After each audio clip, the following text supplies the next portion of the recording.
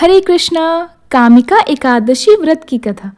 कामिका एकादशी व्रत का रहस्य अत्यंत दिव्य है। यह कथा भक्त को पाप रहित बनाकर मोक्ष मार्ग की ओर अग्रसर करती है। यह व्रत भगवान विष्णु को अति प्रिय है। इस ग्रंथ में हम भगवान श्री कृष्ण और धर्मराज युधिष्ठिर के संवाद सहित साधु और ब्राह्मण की प्रेरणादायक कथा और व्रत विधि और इसके रहस्य व महिमा को विस्तार पूर्वक समझेंगे। एक बार धर्मराज युधिष्ठिर ने भगवान श्री कृष्ण से निवेदन किया, हे कमल नयन, हे जगन्नाथ, कृपया करके मुझे श्रावण कृष्ण पक्ष की एकादशी का नाम बताइए और उसका व्रत और विधि बताइए। उसके करने से मिलने वाले पुण्य के विषय में बताइए। तब मधुसूदन बोले, हे धर्मराज, जो प्रश्न तुमने मुझसे किया है वह समस्त लोगों के कल्याण के लिए है। श्रावण मास के कृष्ण पक्ष की एकादशी को कामिका एकादशी कहते हैं। यह समस्त पापों का नाश करने वाली, पुण्य प्रदान करने वाली एवं मोक्षदायिनी है। इसकी महिमा सुनने मात्र से ही अश्वमेध यज्ञ का फल प्राप्त हो जाता है। इस व्रत के करने से मनुष्य सारे पापों से मुक्त हो जाता है। प्राचीन काल में एक तपस्वी साधु एक वन में निवास करते थे। वह ईश्वर में लीन रहते। उनकी ख्याति चारों ओर फैल चुकी थी। उस क्षेत्र में एक ब्राह्मण भी रहता था जो अत्यंत क्रोधी स्वभाव का था। वह साधु से द्वेष करता था, बिना किसी कारण अपशब्द कहता रहता।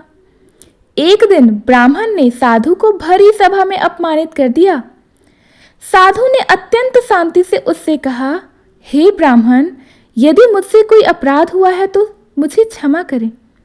किंतु ब्राह्मण का क्रोध और बढ़ गया। उसने श्राप तक दे डाला। साधु को अत्यंत दुख हुआ। वह वन में एकांत स्थान में जाकर ईश्वर से प्रार्थना करने लगा। तभी आकाशवाणी हुई, हे साधु, श्रावण कृष्ण पक्ष की कामिका एकादशी का व्रत करो, समस्त पाप धुल जाएंगे, तेरा हृदय शुद्ध हो जाएगा और ब्राह्मण का हृदय परिवर्तन हो जाएगा। साधु ने विधि पूर्वक व्रत किया। भगवान विष्णु प्रकट हुए। साधु और ब्राह्मण दोनों के हृदय प्रेम से परिपूर्ण हुए। यह व्रत द्वेष और पाप का नाशक है। व्रत की विधि इस प्रकार है कि व्रत के पूर्व रात्रि को सात्विक भोजन करना चाहिए। प्रातः काल ब्रह्म मुहूर्त में स्नान कर स्वच्छ वस्त्र धारण करना चाहिए। भगवान विष्णु की प्रतिमा स्थापित कर दीपक जलाना चाहिए। पुष्प, धूप, नैवेद्य आदि से भगवान विष्णु का पूजन करना चाहिए। तुलसी दल अर्पित करना चाहिए। विष्णु सहस्त्र नाम का पाठ करना चाहिए। दिन भर उपवास करें। फलाहार लिया जा सकता है। रात्रि जागरण कर भगवान का कीर्तन करना चाहिए। द्वादशी को ब्राह्मणों को भोजन कराकर दान देना चाहिए और फिर स्वयं भोजन करना चाहिए। यह व्रत केवल शारीरिक उपवास नहीं होता, बल्कि हृदय और आत्मा को भी शुद्ध करने का माध्यम होता है। इस दिन काम, क्रोध, लोभ, मोह का त्याग करना आवश्यक है। मन, वाणी और कर्म से पवित्र रहने का प्रयास करना चाहिए। व्रत का उद्देश्य आत्मा का उत्थान होता है।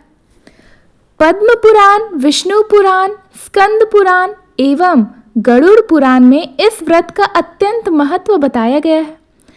तुलसी दल अर्पण करने से पुण्य का संचय होता है। ब्रह्म हत्या जैसे पाप भी इस व्रत से नष्ट हो जाते हैं। कलयुग में यह व्रत अत्यंत कल्याणकारी है। इस व्रत करने से समस्त पापों का नाश होता है, मोक्ष की प्राप्ति होती है, विष्णु लोक में निवास होता है, परिवार में सुख शांति और मन की शुद्धि मिलती है, वैर भाव का अंत होता है, भगवान विष्णु की विशेष कृपा प्राप्त होती है। भगवान श्री कृष्ण बोले, हे राजन, जो कामिका एकादशी का व्रत करता है उसके मन के दोष समाप्त हो जाते हैं। कलयुग में मनुष्य पाप के प्रभाव में आ जाता है। यह व्रत उसी का नाश करता है। युधिष्ठिर बोले, हे गोविंद, यह व्रत तो आत्मा की दिव्यता को प्रकट करने वाला है, मैं इसे अवश्य करूंगा। यह कथा सुनने मात्र से मेरे मन में भक्ति का संचार हुआ है। कामिका एकादशी का व्रत भगवान विष्णु को अर्पित आत्मसमर्पण का व्रत है। इस व्रत को करने से हृदय से पाप के बीज समाप्त हो जाते हैं और मोक्ष की प्राप्ति होती है। यह व्रत आत्मा को विशुद्ध करता है और परम शांति की ओर ले जाता है। श्री हरे नमः। धन्यवाद। अगर आपको कामिका एकादशी की ये कथा अच्छी लगी तो प्लीज़ हमारे वीडियो को लाइक करें, अपने फ्रेंड्स फैमिलीज़ के पास शेयर करें। नए हैं तो हमारे चैनल को सब्सक्राइब करना ना भूलें। राधे राधे, हरे कृष्ण, श्रीमन नारायण। धन्यवाद।